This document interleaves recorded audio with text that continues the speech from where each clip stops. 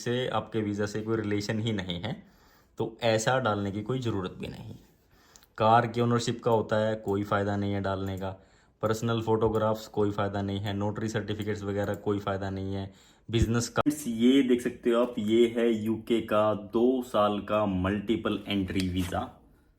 आप date check कर सकते हो एक बार, मैं आपको ये दिखा देता हूँ। यहाँ पे आप देखो एक बार, ठीक है। तो ये आप देख सकते हो, ये डेट्स यानी कि इनको मिला है 8/10/2024 से लेकर 8/10/2026 तक। तो 2 साल का मल्टीपल एंट्री वीज़ा कैसे मिला, इनको कैसे मिला, आपको कैसे मिल सकता है। बहुत सारे सवाल हैं आप लोगों के कि भाई यूके का वीज़ा कैसे मिलेगा, प्रोसेस क्या है, अपॉइंटमेंट कैसे मिलती है, और प्रोसेसिंग टाइम कितना है, कितने दिन में वीज़ा आ रहा है, किन का वीज़ा आ रहा है, किन का वीज़ा नहीं आ रहा, अभी के टाइम में रेशो क्या है। लेटेस्ट अपडेट के बारे में आप लोगों को पता चलेगा इस वीडियो में। इस वीडियो में एक कंप्लीट डिटेल मिल जाएगी आपको कि स्टेप बाय स्टेप अप्लाई कैसे करना है, क्या डॉक्यूमेंट्स चाहिए, क्या इसका प्रोसेस है। दिखाऊंगा भी आपको ऑफिशियल सोर्स से और बताऊंगा सारी चीज़ें, आप लोगों के सवाल। तो यूके के वीज़ा के बारे में ये कंप्लीटली वीडियो ये कंप्लीट होने वाली है। इस वीडियो में आपको सारी details, information step by step और आप लोगों के डाउट्स पता चल जाएंगे। अच्छी लगे तो आप इस वीडियो को शेयर कर सकते हो अपने दोस्तों के साथ, या फिर जिनको यूके वीज़ा से रिलेटेड कोई क्वेरी है, जिसको यूके वीज़ा से रिलेटेड कोई सर्विस लेनी है, या फिर यूके का वीज़ा अप्लाई करना चाहते हैं, तो उनको आप ये वीडियो शेयर कर सकते हो। कॉन्टैक्ट कैसे करना है भाई, इंस्टाग्राम के थ्रू आप हमसे कॉन्टैक्ट कर सकते हो। आपको अपनी क्वेरी लिख के डालनी है, फॉलो करके मैसेज कर देना है और क्वेरी लिख के डाल देनी है। हाय या हेलो मत करना भाई, क्योंकि फिर समझ नहीं पाते कि टाइम लग जाता है, उसमें वेस्टेज ऑफ टाइम है वो। तो अपनी क्वेरी लिख के सीधी आप डालो, इंस्टाग्राम पे फॉलो करके मैसेज करो, वहाँ पे आपको रिप्लाई मिल जाएगा। इस वीडियो में हम कंप्लीटली बात करेंगे यूके के टूरिस्ट वीज़ा के बारे में, और ये है 2 ईयर मल्टीपल एंट्री वीज़ा, इसके बारे में बात करने वाले हैं। टू द चैनल, मैं रोविंद धीमान आपका स्वागत करता हूं। और इस वीडियो में हम बात करने वाले हैं अप्रूव्ड यूके के वीज़ा के बारे में। ये अपने क्लाइंट हैं, इनका पहले यूके का वीज़ा आ चुका था और ये सेकेंड टाइम में अप्लाई किया है। जो मल्टीपल एंट्री वीज़ा है वो भाई आपको फर्स्ट टाइम में नहीं मिलेगा, सेकेंड टाइम अप्लाई करना 99% आपको वीज़ा मिल जाएगा। अगर किसी का पहले आ चुका है, वो दोबारा ये लेना चाहता है, तो definitely you can go through and you can get the visa for 2 year multiple. इसके बेनिफिट बहुत सारे हैं, बेनिफिट के लिए एक अलग वीडियो बनती है भाई उसमें, क्योंकि डिटेल में आप जाएंगे। बहुत सारी कंट्रीज आप वीज़ा ऑन अराइवल ले सकते हो, इसका बहुत काफ़ी बेनिफिट आपको इन फ्यूचर। अच्छी अच्छी कंट्री का वीज़ा आपको ईजिली भी मिल जाएगा।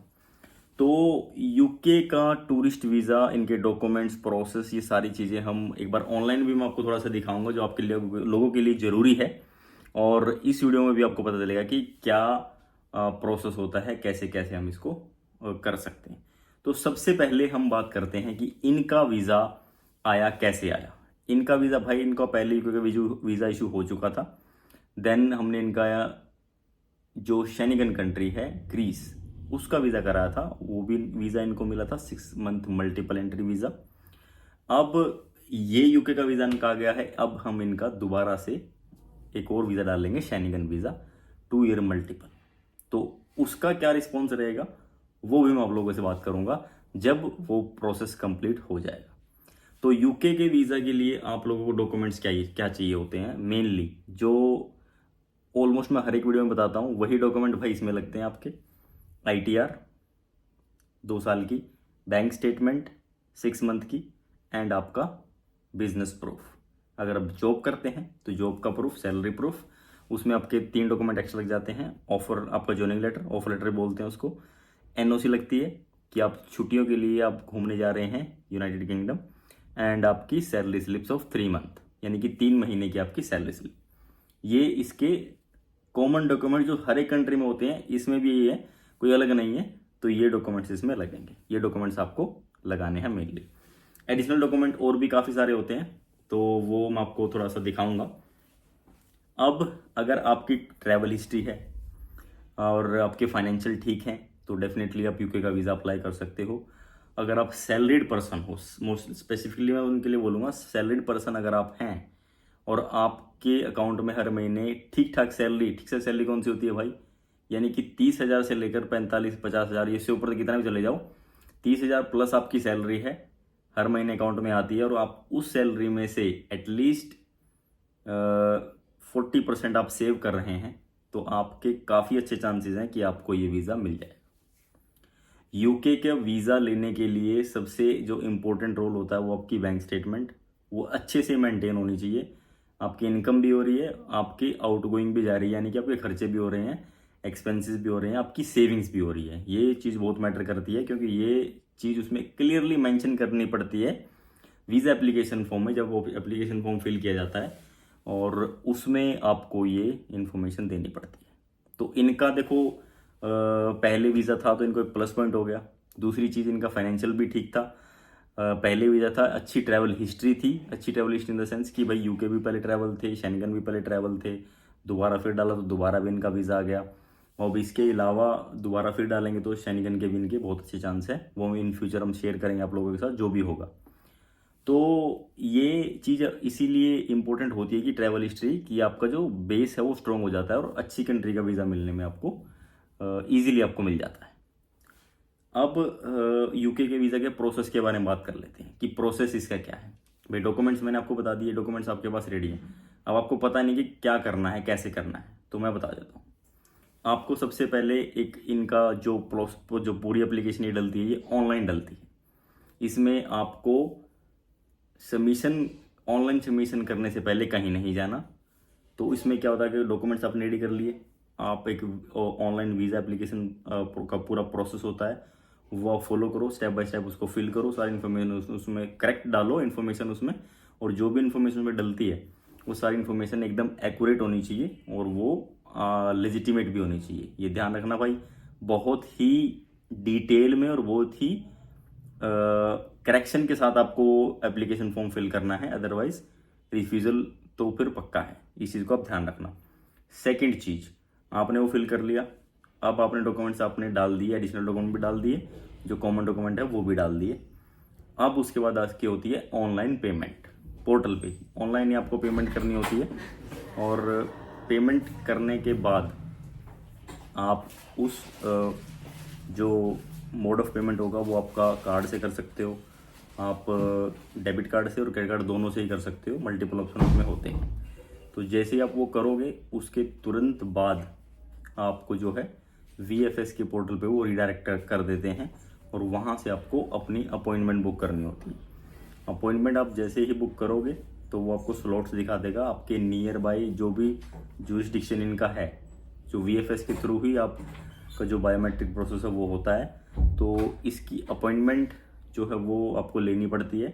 अपॉइंटमेंट लेने के बाद आप अपनी जो फाइल है, जो डॉक्यूमेंट्स हैं, वो आप ऑनलाइन अपलोड कर सकते हो। ठीक है, पेमेंट आपने काट दी, अपने कार्ड से पेमेंट आपकी कट गई, या आपने VFS की अपॉइंटमेंट ले ली, अपॉइंटमेंट आपकी बुक हो गई, देन ये जो अपलोडिंग का प्रोसेस है वो स्टार्ट होता है। प्रोसेस स्टार्ट होने के बाद आपने डॉक्यूमेंट सारे अपलोड कर दिए।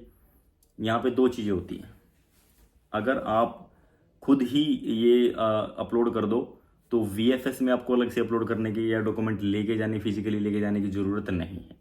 बट अगर आप यहाँ नहीं करते हो, इसका एक लिमिटेड टाइम रहता है भाई, जबकि आपकी अपॉइंटमेंट है उसे 24 to 48 आवर्स तक आप पहले तक कर सकते हो, उसके बाद नहीं कर सकते डॉक्यूमेंट्स अपलोड। ये चीज़ भी ध्यान रखना, बहुत सारे लोग इसमें भी कंफ्यूज रहते हैं।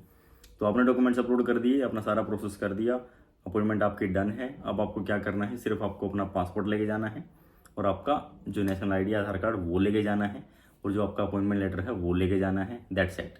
और इसके अलावा कोई डॉक्यूमेंट नहीं लेके जाने। अगर आपने अपलोड नहीं किए हैं तो सारे के सारे डॉक्यूमेंट्स आपको वहाँ पे लेके जाने हैं, और वहाँ पे आपसे एक्स्ट्रा चार्ज भी लिया जाएगा, और तो आप वहाँ पे ऑनलाइन करा सकते हो, सबमिशन करा सकते हो। बट चार्जेस का आप ध्यान रखना कि चार्जेस हो सकता है कि वो आपसे थोड़ा ज़्यादा 3 से 4 हज़ार रुपये वो ले इस चीज़ के सिर्फ। तो बेटर है कि आप अपनी साइड से करके जाओ, ताकि आपके वहाँ पे कोई कन्फ्यूज़न भी ना हो और आपका जल्दी काम हो जाए। तो इस चीज़ का आप ध्यान रखना। तो ये था अब इसका प्रोसेस। अब आप लोगों के सवाल, भाई कितने दिन में वीज़ा आ रहा है? देखो भाई, सबमिशन आपका हो गया है, सबमिशन फाइनल स्टेप है। अब आपको कुछ नहीं करना, यू जस्ट सिट बैक। अब एम्बेसी उस पर काम करती है, वो भाई 12 से 15 दिन वर्किंग डेज में बोल रहा हूँ, वो लेती ही लेती है, इतने दिन में रिजल्ट आता है। तो अभी इसका प्रोसेसिंग टाइम ये चल रहा है। सबमिशन मतलब अगर हमसे बात करो तो 2 से 3 दिन में सबमिशन हो जाता है भाई, और उसके बाद 15 दिन लगते हैं वो पूरा प्रोसेस रिजल्ट देने में। तो ये इसका प्रोसेस टाइमिंग है। अब आप लोग ये पूछते हैं कि भाई इसका रेशो कैसा है, सक्सेस रेशो। तो भाई इसका यूके का सक्सेस रेशो ऐसा है कि अगर आप लोग की ट्रैवल हिस्ट्री है, फाइनेंशियल अच्छा है, प्रॉपर तरीके से आपकी आईटीआर फिल हुई है, बैंक से जो बैंक स्टेटमेंट है वो मर्ज हैं, तो आपके अच्छे चांसेस हैं। अगर आपका बैंक और फाइनेंशियल मर्ज नहीं है, आईटीआर मर्ज नहीं है, तो फिर थोड़ा सा रिस्क हो सकता है, वीज़ा अप्लाई करने में रिफ्यूज़ल के चांसेस आपके हो सकते हैं। तो इस चीज़ का भी आप ध्यान रखना। यूके थोड़ा इस मामले में स्ट्रिक्ट है भाई। वैसे सक्सेस रेशो की बात करें तो यूके का भाई ठीक ही चलता रहता है, कोई ना ज़्यादा अच्छा है ना ज़्यादा बुरा है, तो मिक्स इसको बोल सकते हो आप, रिस्पॉन्स आता है। और ये इसका करंट रेशो मैं आपको बता रहा हूँ, लेटेस्ट अपडेट। देखो भाई, अपनी वीडियो के थ्रू आपको ये इन्फॉर्मेशन मिल जाती है कि लेटेस्ट अपडेट क्या है। बहुत डाउट्स आप लोगों के मन में रहते हैं, ठीक है। प्रोसेस भी सारा कुछ बता दिया मैंने, कैसे कैसे होता है सारा।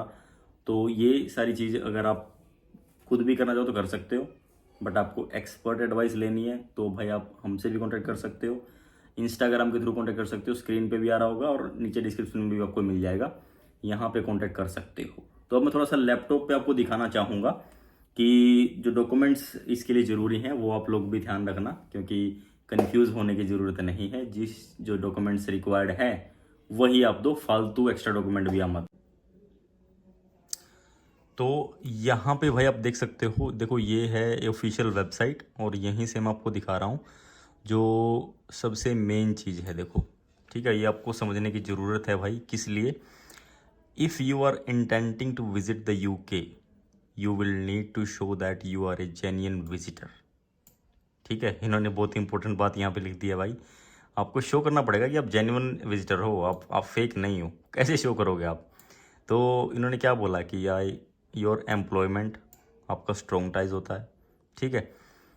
What you will be doing in UK, UK में आप क्या करोगे, किस रीज़न से आप जा रहे हो, पर्पज़ क्या है, सारी चीज़ एक्सप्लेन करनी पड़ती हैं। Circumstances in your home country, situation क्या है आपकी होम कंट्री, यानी कि इंडिया में क्या सिचुएशन है आपकी। आप एम्प्लॉयर, आप जॉब करते हैं, ठीक है। अगर आप एम्प्लॉई हैं तो आपके एम्प्लॉयमेंट के डॉक्यूमेंट्स, सैलरी स्लिप्स जो मैंने आपको बताई थी, लेंथ ऑफ एम्प्लॉयमेंट, ये सारी चीज़ें। A letter from your education provider, अगर आप स्टडी में करते हैं तो वो हो गया। बिजनेस रजिस्ट्रेशन डॉक्यूमेंट्स और recent invoices that confirm on going self employment, ठीक है। ये बिजनेस वालों के लिए हो गया। सारी डिटेल आपको देनी होती है, जो भी प्रूफ्स आपके पास अवेलेबल है। Copies of your previous passport show as evidence of travel, ठीक है, पुराना पासपोर्ट अगर आपके पास है। फाइनेंशियल डॉक्यूमेंट्स, सबसे important, that you have sufficient funds available. These must clear show that you have access to the funds, such as bank statement which detail the origin of the fund held. जो भी आपके account में bank balance है वो statement आप upload करो। Building society books which detail the origin of the funds held, यानी कि स्टेटमेंट हो गई, बैंक स्टेटमेंट हो गई आपकी। आप 6 मंथ की आप स्टेटमेंट डाल सकते हो। Proof of earnings such as a letter from your employer, आपका एम्प्लॉयमेंट अपॉइंटमेंट लेटर जिसको बोलते हैं, डिटेल्स होती है आपकी इसमें, स्टार्ट ऑफ एम्प्लॉयमेंट, सैलरी वगैरह, ये सारी चीज़ें।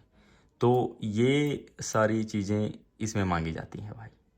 इसके अलावा अगर आप स्पॉन्सर करवा रहे हैं ट्रिप को, चाइल्ड हैं, बिजनेस ट्रिप है आपकी, तो ये सारी कैटेगरीज यहाँ पे हैं। यहाँ पे आप चेकआउट कर सकते हो, देख सकते हो।